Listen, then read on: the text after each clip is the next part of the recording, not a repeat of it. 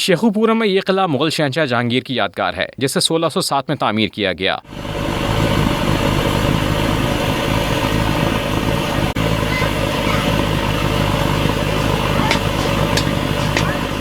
यह किला 64 कनाल पर मुहित है। मुगल शहंशाह शिकार के बाद इस किले में क़याम किया करते थे, ताहम आज यह किला खस्ता हाली का शिकार है।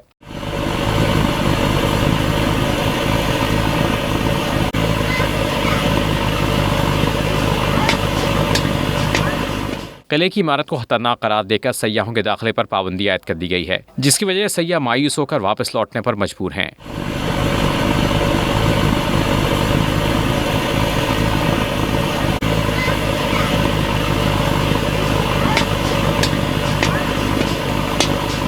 अमेरिका और पाकिस्तान के दरमियान इस किले की बहाली का मुआहदा हुआ, मगर बेसूद रहा। शेखुपुरा के मकीनों ने हुकूमत से किले की मुरम्मत और बहाली का मुतालबा किया है, ताकि मुगलिया दौर का तारीख़ी विरसा आने वाली नस्लों के लिए महफूज किया जा सके।